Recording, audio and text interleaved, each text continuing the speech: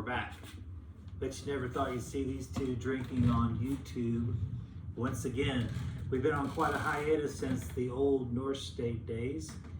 Lots been going on. Lots happened in life. Yeah, we thought we'd sit down and tell you about it and have a drink with you. And hopefully you have something delicious to drink. This is the time to go grab something. We don't have anything to sell, so we're just bringing our own personal stuff. And, you know, for us to really open up, we probably need a drink, right, Chef? Well, I think this is the first thing I've said today. Yeah, you've been awfully quiet. Chris had this great idea, and so we are going to get back into our videos. We've commandeered our videos back.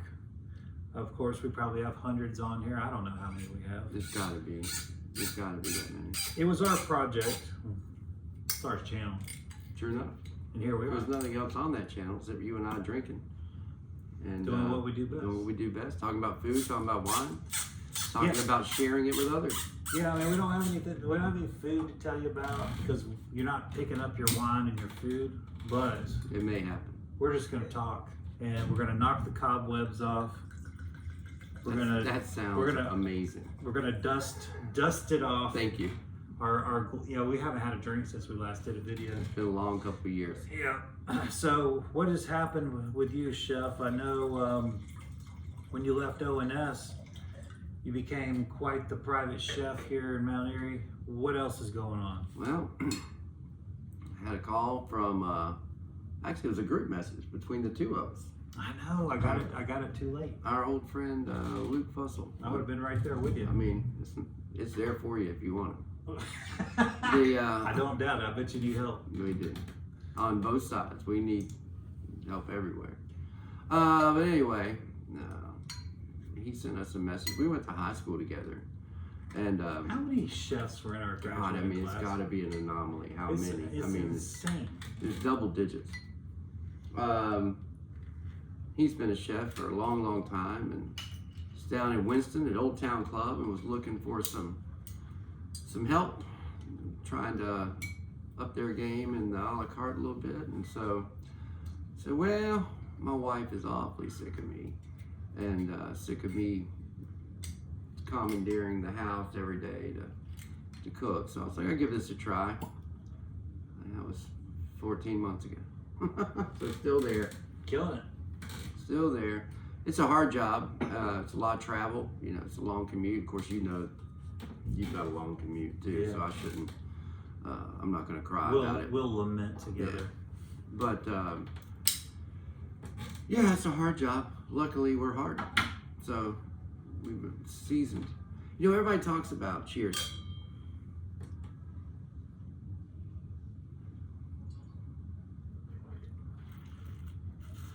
You didn't have anything better than this laying around? All you had was silk. Lord child. My God. It's not even breathing yet. No, it hasn't. And that's a silkworm. Still sleeping. That's a silkworm. Everybody talks about the nose and the palate, but I think we got to rate the pour too. That sounded great. It did sound good. These glasses are great. Yeah, well, you gave them to me for Christmas 2 years ago. Yep. And they're still here. It's unbelievable. I mean, you wouldn't believe the things I've hurt myself doing, getting underneath Correct. them, like Yeah. all the impediments I've had that I haven't lost any. We have our one of Carolyn's friends gave us glasses for our wedding, Nice. and they're still at the. We never took them from the venue. They're still there, and Carolyn loves to drink from them. You know, So after you a leave shift. them?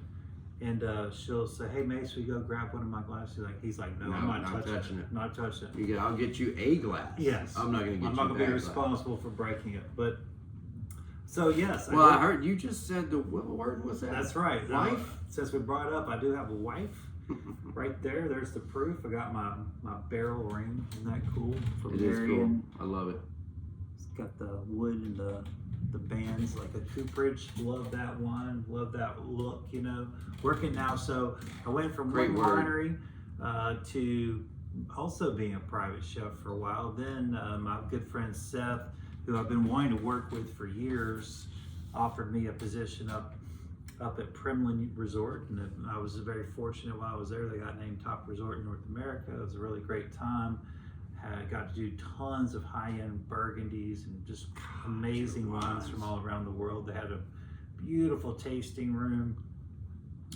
You could sit about 14 people in it, and you're just surrounded by wine, and no distractions, just wine and great times and great conversations. I really enjoyed that job. Met a lot of people, and then I got the call one day, and one of my regulars at Old North State said, "Hey, I've got a project with you in mind." And voila, it just so happened to be at the time that this was my girlfriend's brother. And so now he is my brother-in-law. And so now I'm working for my brother-in-law. He bought a winery called Sayre, and we've been running that. And then we brought in one of our old school chefs. I say old school. Chef to that. He's in his 30s, so I can kind of say old school. Yeah, well, that's in our industry. That kind of is. Yeah. So he's this is the third place he's worked with me, and he's my guy. We got a food truck, and we're building a restaurant, and many more things, and it's just a really fun project. Norm was telling me about a lot of the things in the pipeline last night, the tasting, and I saw y'all had a long chat. Yeah. I was getting stoked hearing about all the good things coming your way. I tell you, they sound good. That's a lot of work. Well, that's just it. That's a lot of work. I know you and I worry about each other working all the time, we do. But we're supposed to. When you're, we are worker bees. We always have been. But when you work towards something, like when you can see that there's something that comes from it. You're not just out there digging a hole. Whether it be whether you get someone's knife skills up, or make them fall in love with cooking or wine, or if it's maybe or a getaway, a weekend getaway out there, making it like the folks there that had their RV last night. Like they were having the time of their lives. They really were. Yeah. I mean, I took a notice of it several times. They were walking the vineyard. They were playing games. They did the wine tasting. They were soaking up every minute of that getaway, and it was like, can't take that for granted. I mean, that's really special. They got a special place out there. Yeah. So we're both doing important work with important people, and so married life has been great. I've been married a few months. Never thought I would ever get married. And here I am doing that. Beautiful wedding too. Never thought I'd be at another winery after Old North State, and there I am. Well, this is a more traditional winery. I think Old North State. There's not many urban wineries. Yeah. And if there are, they're normally just detached tasting rooms. Sure. You see a lot of them in Washington State. Sure, yeah. Because you have to drive 5 hours. You can't go winery hopping there because it would take you 2 months. And so they build like mobile tasting rooms in downtowns and things. But in bigger areas like landmass, like Washington, that's a thing. But people don't realize how huge Washington is. It's a massive state. I mean, like when you everything out west, really. Everything is on a completely different scale. But Old North State was an anomaly. First of all, most wineries don't have restaurants. They may have charcuterie or things like that, but they're usually even wine shops don't really have restaurants. No, they don't. I can think of maybe one or two. There's one up in Blacksburg. This starts with a Z. I can't remember the name of it. Is a shop with a restaurant, and I thought that was like, wow, that's crazy. You can have both because not many people do it. And that place in Elkin used to have a restaurant in its wine shop, but neither one lasted very long. But yeah, I mean, it's very unusual to see that combo, and honestly, Sayre, very unusual to see wineries stay open past 5. I mean, they have bankers hours. It's crazy. Yeah, it is. It's kind of frustrating for people that are trying to get into wine. It is, and even Round Peak, which has been around a long time, has a huge following. They do one night, Friday night. They open till 7 or 8 or something like that, but. They're like, no, we're daytime places, and people adapt to it. We've had the good fortune to travel over the last 4 or 5 years, and you see that a lot of most places, no, 5 o'clock. Yep. And if you want to drink, you need to be a day drinker, or just come by and pick it up. And so I think it's really remarkable what you're doing at Sayre, offering the full experience, because people want to come out after work, or enjoy their evening, and you always have nice music and food and it's a full experience out there. Yeah, we're having a blast. We're trying to make it fun. I feel like we should talk about this wine, even though, you know, I could probably get this for you, for those of you that know how to contact me. Carrier pigeon. This is from Loretti. This is Gattinara. And if you don't know Gattinara, for those of you that are into Barbaresco, even Barolo, this is in the northern part of Piemonte, so much further north and much more elevation. Still 100% Nebbiolo. DOCG, the highest rating guaranteed by the Italian government. And this is Pietro. He's named after his father. He named after his father because his father got him into wine. And they only have like 4 acres or something. I mean, it's like ridiculous. A lot of little parcels there. It's so boutique. It's so boutique, and because of that, you can almost you taste it. You taste the boutique. You taste the smallness. I mean, right? that's a great phrase, because you can. And correct me if I'm wrong. What I learned when we were visiting the Piemonte, that this is something I didn't know. Well, you can fill the ocean with what I don't know, but I didn't realize the classifications. My ignorance. And so what I learned is, you know, there's no difference between Nebbiolo and Barolo, except you have to declare you're making Barolo. You do before you bring the grapes in. So if you don't, because then there's some aging qualifications. The vines have to be 10 years. There have to be all these things. So you could even have Nebbiolo older than 10 years, but if you don't want to age it to certain specifications, you have to declare it as Nebbiolo at harvest. Yeah. And then you have to declare it Barolo at harvest, exact same everything. It's just that you are going to go up the ladder to the Barolo specs. And that's when you get into the aging, the barrels, and all that. And like a lot of the winemakers that we talked to when we were there in March are dedicating less Barolo. And they're doing more Nebbiolo classifications because they're encouraging the young drinking of Nebbiolo. Yeah, because people want that brighter, fresher expression, and it's really just gaining. I mean, they're not stopping Barolo; they're just putting a little more into Nebbiolo than they normally do, because that market is growing the fresher, brighter wines, and not the well, there's a price to aging and oak, and that's what. Oh yeah, and Gattinara has the same kind of stringent rules and regulations. Sure. Gattinara you cannot send it to market before it's 35 months old, and that is 24 months of it has to be an oak. So you have a heck of an investment in a wine like this. You know, when I was saying if you like Barbaresco or Barolo, this is kind of, I would say it's probably closer to Barbaresco than Barolo in terms of weight, because it is further north. It's slightly lighter in texture. Of course, Barolo gets a little more sun, or maybe a lot more different soil here too. This is more mineral driven.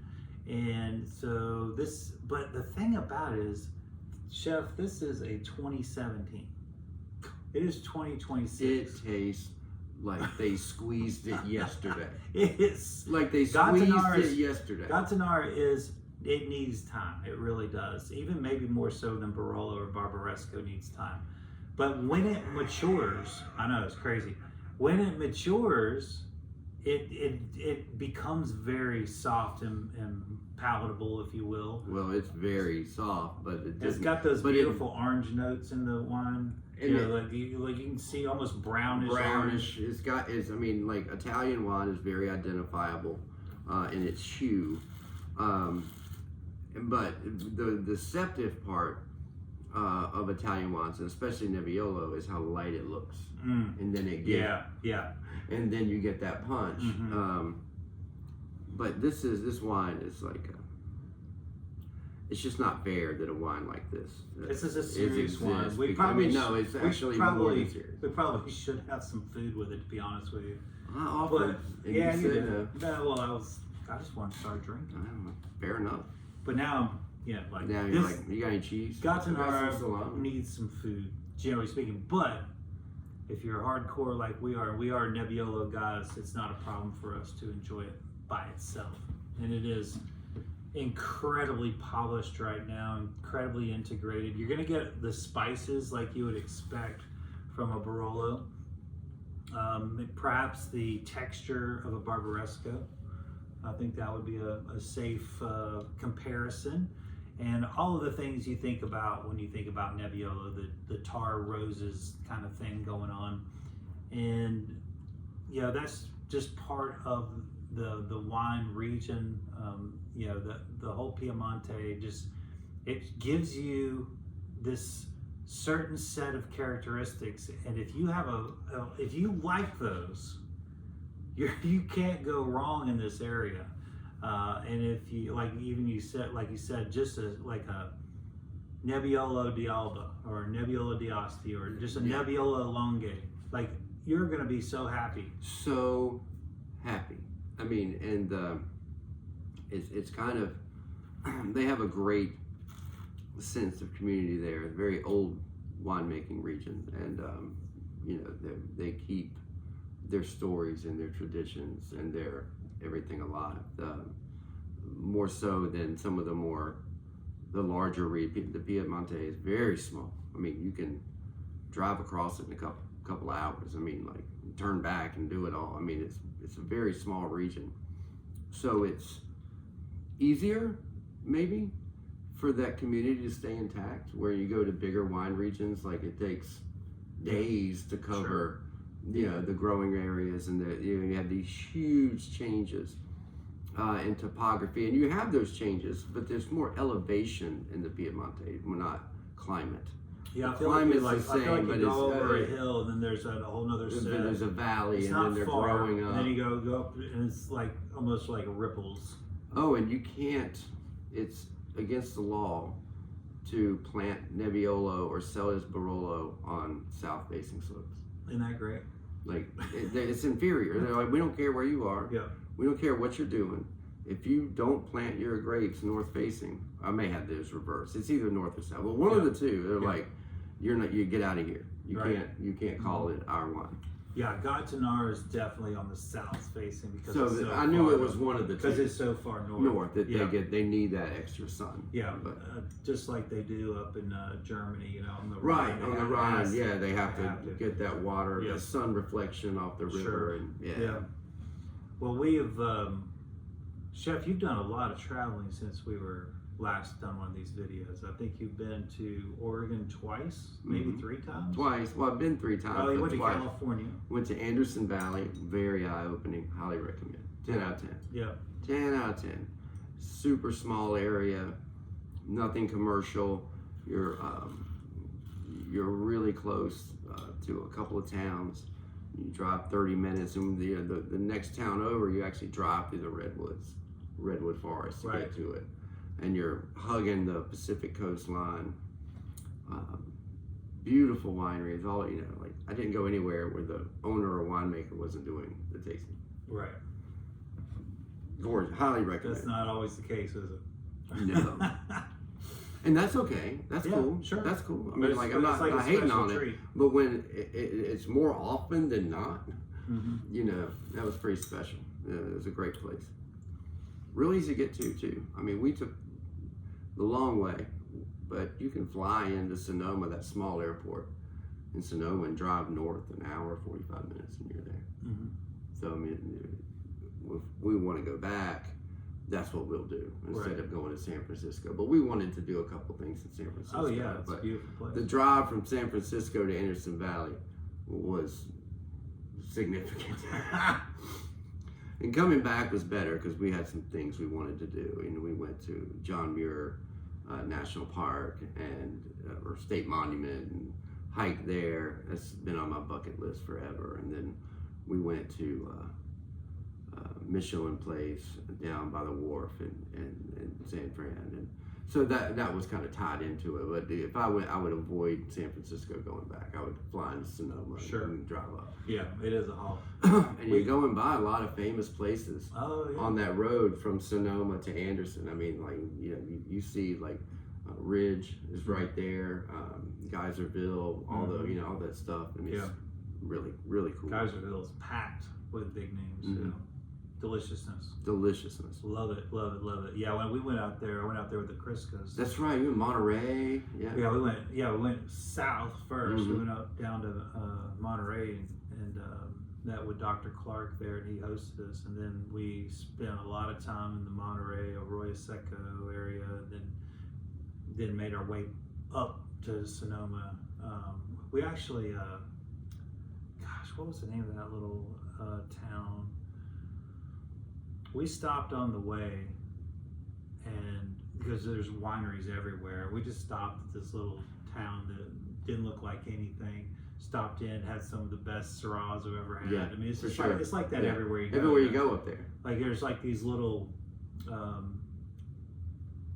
don't know. It's just like everything looks so different out there. It's so dry, wide open. It just doesn't look anything like the Carolinas, and so it just seems like there's nothingness, and then there'll be like a little oasis, and you see the green. You know that's either artichokes or something. You know they're growing something. The bread basket, nurseries or it's a winery, and so you like you pull over and see what they Let's got. get in here. Yeah, and that's I do like California.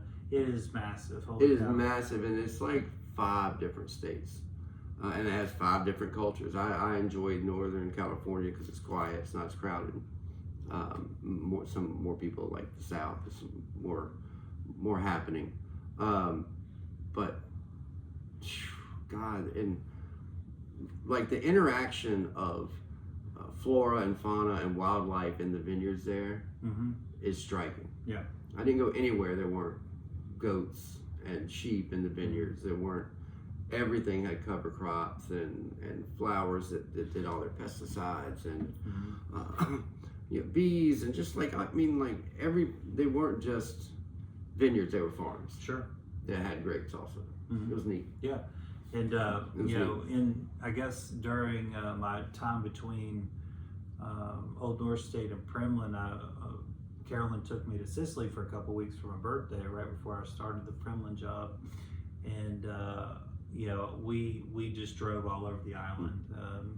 We even double booked rooms because we're just like, let's just drive over. We had a room for the Right. time. We're like, But listen, because go it's over so there. inexpensive. Like, okay, we'll swallow a couple $100 just to save us from driving back and forth for a Which couple saved nights. you a couple $100. Sure, And sure. your And exhaustion. and exhaustion, and we got to experience more Right. because we paid that because we weren't You driving. weren't burning hours going back. Right. Like, this is the only time we have. We'll Yeah, spend and it's it. a pretty big island. I think it's the second biggest island. It might be the biggest island in that area. It might be the biggest. It's pretty big. Yeah. Regardless, we had a blast. And to your point about how things are out in California with the using nature, domesticated sheep and using that, because there's like there's still plenty of places where there's wild rams and stuff like that. Oh yeah, for But sure. in those mountain areas, but sure. what we saw was people using goats and sheep as well, Mm-hmm. and cover crops,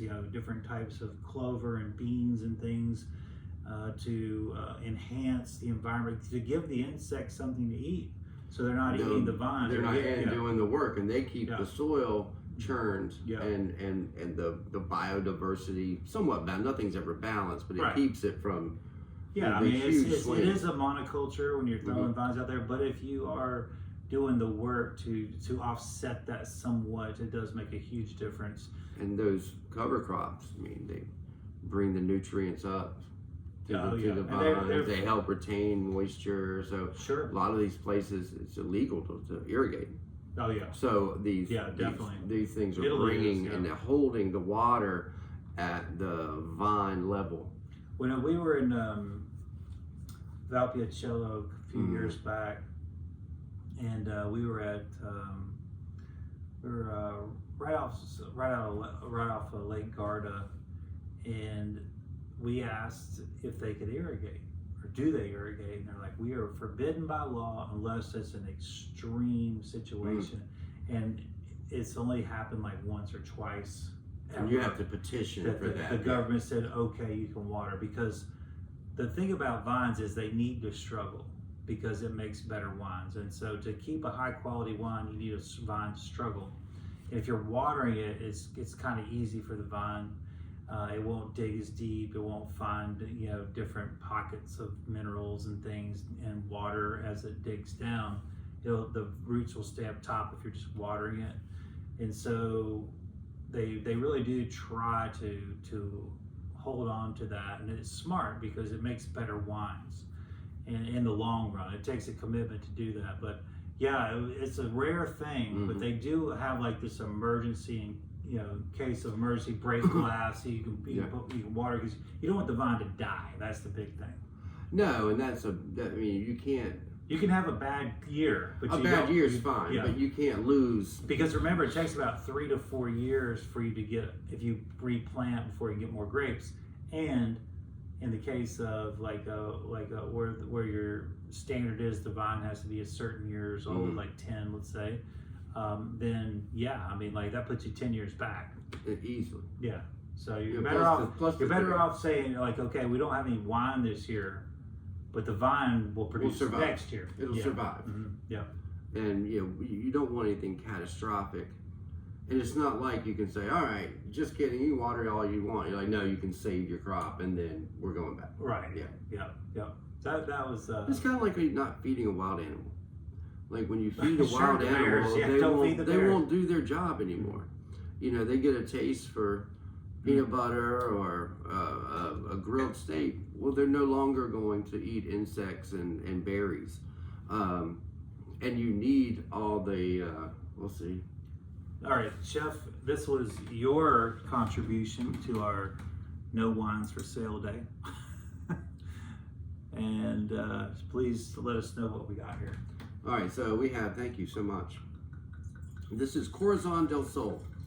And they are part of a trio of wineries. The owner-founder is a heart surgeon from Houston who is in love with wine, is big into wine culture. Started in Napa. He has a small vineyard in Napa. Rivanna is the name of it, and creamy. Beautiful Cabernets, if you look it up.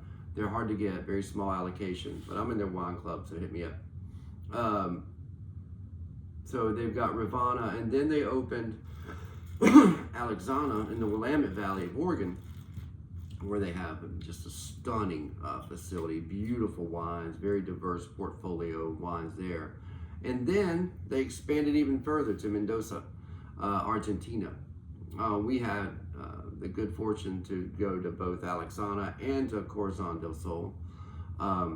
World traveler. I mean, I'm not gonna apologize. I've been very, very blessed. But we're supposed to travel. We're supposed to learn. Absolutely stunning down there. Some of the best wines I've come across. They've got a guy, winemaker steeped in French styles and also French grapes. He's one of the few people down there not planting Malbec. They have Malbec, but there's mostly French varietals, and they're doing Grenache rosés. They're doing, this is a GSM, and they do all kinds of great French blends, but with the Argentinian soil and climate. So you're going to get a different expression from every grape anywhere you plant it in the world. This is going to sound really weird, Chef.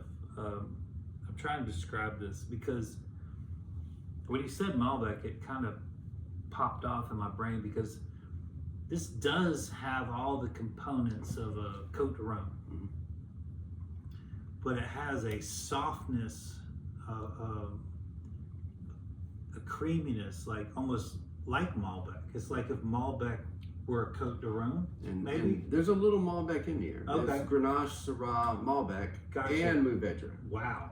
So, and then they make several blends. There's 7 or 8 different varieties. So, and they make beautiful single expression Malbecs, but they don't hang their hat on it like most people do in Mendoza. They hang their hat on it. Sure. Well, Zuccardi It's a does. money maker, and like people like Zuccardi can do it, and El Enemigo do it at a very high level. Catania on there. I mean, not Catania, but the Zappa series, Oh, Continue Zappa, Zapata. with Zapata, Yeah. do with Malbec at a very high level. But I love how they're doing Cab, Merlot, Carignan, Cab Franc. Their single Cab Franc Cabernet blend. I've got one of those around here somewhere. We'll try that next. Stunning. Yeah. Stunning. Some of the best white wines I've had there too. Their rosé just out of this world. Like you usually think of rosé, it's rosé. Yeah, but it A lot of people don't take it seriously. They don't, unfortunately. and they should. Oh, well, no, they shouldn't. There's a lot of them that we shouldn't. I mean, like you need serious ones and you need unserious ones. And not everything. But I think the people just discount the whole genre. That's what I meant, and that was a great way to put it. You know, not everything is Tavel, but not everything's Yes Way Rosé either. I mean, there's a lot of wines that winemakers take their rosé seriously, and Corazon del Sol is one of them. But anyway, we hope to go to Ravana next and get the trifecta in on visiting this organization because I really love their approach. I love their wines. So yeah, let's go to Napa. Okay. And That's then fine. leave Napa and go north. How far is it from Napa to Alexander Valley? Hour and a half? Oh, that's not bad. Not bad at all. Maybe not even that far. That's only like 3 beers away. Because like Sonoma to Anderson was like 45 minutes. Oh yeah, not a problem. Not a problem. Yeah, so honeymoon, went to France. Actually, I wanted to go to like 7 countries, but realized that's not possible. So I had to whittle it down, and ended up going. This will tell you where my drinking habits have been. The Alsace, Champagne, and Chablis, all white dominant areas, not exclusively white, but certainly considered 3 of the best white wine making regions in the world, not just France. And then as for a little kicker, hopped on a plane, went over to Corsica. And I think most people haven't enjoyed their wines. They have some indigenous grapes there that are absolutely they're island wines. So they tend to be a little bit lighter. I wouldn't say they're dainty, but they're all so great with seafood. And of course, when you you're can eating taste seafood, the salinity in Yeah, the wines yeah. too, which helps the seafood too. Sure, yeah, I totally agree with that. And so, yeah, we drank lots of delicious, and by the way, Corsican beers are fantastic as well. I drank a slew of those, and Mert. If you ever get a chance to have Mert, it's this wonderful it's kind of like vermouth, but a little more punchy. It's made with it's basically steeped in a flower or a plant that grows on the island, and we had it as a digestif after meals, and we had it once, and then we would not go without it the rest of the trip. Like we insisted on it, and One anyway, of the fun traditions. it was, and of course, Corsica was, it was Italian, and now it's French, and it's only a few miles from Sardinia, which is Italian, and there's little shuttles, ferries coming back and forth. So, you'll hear bonjour and you also hear buongiorno. It's a very mixed kind of culture there. So you get kind of Like French, the Basque region, French Italian food. but Spain, Spain, France. Yeah, right. Yeah. Yeah. Spain, France. Right. Spain, France. Gosh, we should go back there too. Okay. By the way. But anyway, Can't leave till tomorrow. That was I went to these 3 like monster regions in terms of reputation, and then slipped down to Corsica. It was came away as a huge fan of not only their wines but their culture, their people, their food. Just highly recommend Corsica for anybody that ever had that on their possible places to travel to. I've never met anyone who'd been to Corsica. I kept asking people, like, anybody, like, you been to Corsica? No one been there. And I kind of like to have a little heads up, like, what do I need to yeah. expect? Yeah. I've been, Don't do this. Yeah. Go here. Sure. Don't do that. Yeah. You got to check this out. Mm-hmm. And boy, let me tell you, I had so many people help me out with my trip. Julia Hunt was also just amazing at guiding me into some of these really world-class wineries. God, she's so smart. Yeah, and big brain, big knowledge, big experience. So anyway, you know, had some pretty sweet tasting set up. And then, you know, we went off script and just kind of wandered into some places, some boutique places. And Well, that's the advantage of going for 2 weeks right. and not trying to shove just your itinerary in. You have the freedom to go, Yeah. well, what's down that street? Yeah. Yeah. Mhm. Smart. Chef, back to this one. There's a richness, but it's not heavy on the finish in terms of it's not sticky, because there's a great acidity here, and this It's is round. what, 7 years old. 7, yes, 19. So it is really, really Maybe fresh. Southern Hemisphere, maybe 7.5. That's a good point. Yeah. They were probably harvesting in February. Yeah. So this is a it's got a lot of life left in it, is what I'm trying to say, and it's drinking very young. It's drinking young. I love the coating. Mhm. You know, it's got a lot of, the tannins are there, but they kind of just are coating. Right. They're not really punchy. Yeah. Yeah. I'm even getting, I wonder if they're using American oak. I want to find out. I'm not saying it tastes like Rioja, but the oak tastes American. I get behind that 100%. Or It might be even a if it's blend. blended barrels. I mean, they do that a lot in California, Yeah. where they do French and American. And American.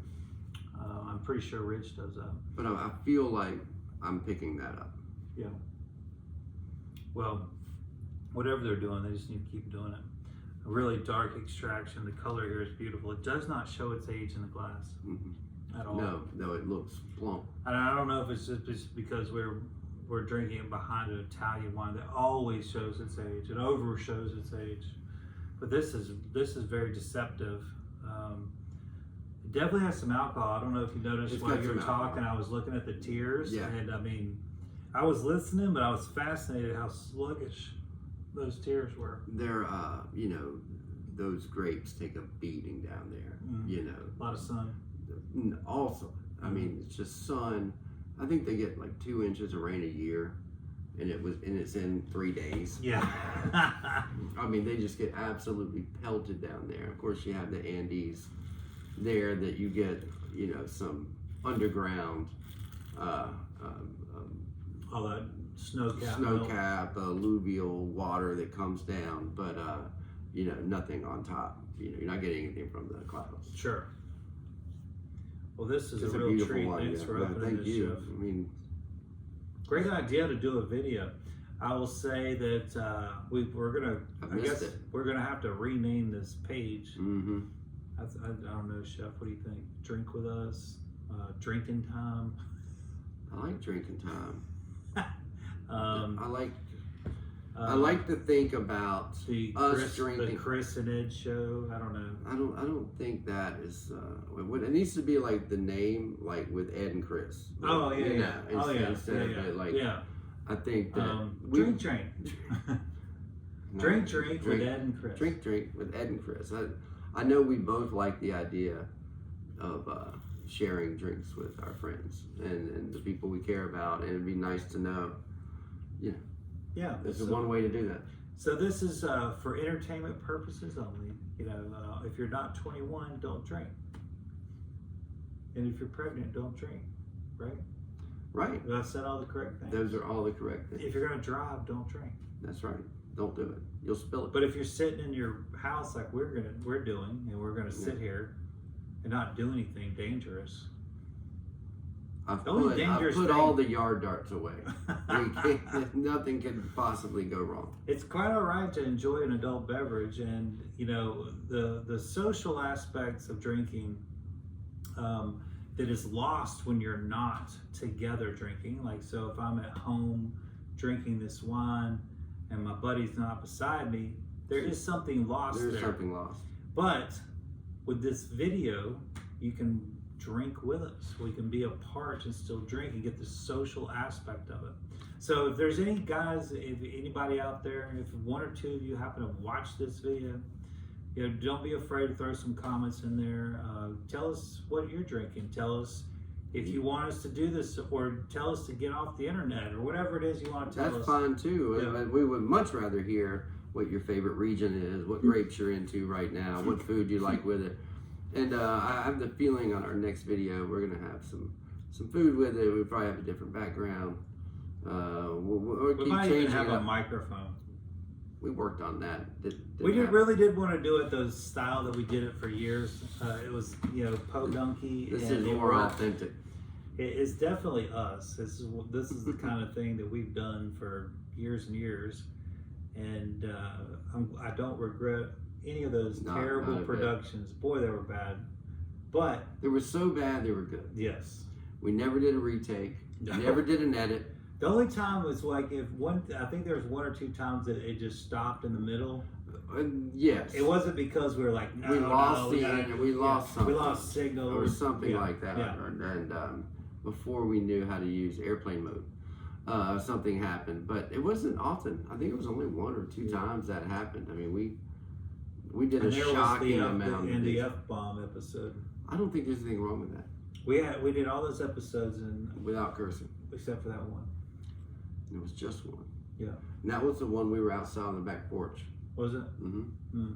It was in September because I'd just gotten back from a little 2-day trip with Tamisa. It was our wedding anniversary. And we were telling a story, and you had gotten me Roger, Paul Roger to have for our, thank you, for our anniversary night bubbles. And I was talking about it, and that's when you dropped that F-bomb about how great I was a little too Paul comfortable. Roger was. I was a little too comfortable. I missed my boy, and I was excited. So we do try to keep it kid friendly, even though this should be a 21 and up kind of place. But you know, things happen. If anybody that's watching this that spent any time with me or Chris know that we curse like sailors. So. And this is an absolute anomaly on how we behave and speak, especially when we're having wine. You know, and I think about our good friend Bob Denton and all these, like, he's so polished. Yeah. God, He's smart. so good in front of the camera. He's written like 20 books. He's done I don't know how many editorial pieces on the local news, and he has his own interviewed TV show that I did 3 or 4 seasons. I can't remember what it was. Just amazing interview guy. And then you know, you watch watch him on there, and then you watch us. They're like, what do we do? Like, what? Yeah. No, I mean, but look at these clowns. well, when we grow up, we want to pull it off like Bob Denton. Yeah, are we gonna grow up? No, that's never gonna happen. Here we are. Well, I gotta tell you, I enjoyed it. Cheers. I hope it's a new tradition after we've already had a tradition. Let's try to get together again, guys, and we'll have this lingering out there for you to comment on and to share and to watch over and over again and have a good laugh. And it was great catching up with y'all, and we hope to see you again very soon. We'll maybe even make it a regular thing. Hope so. It's great to see you all. Hasta la vista, babies.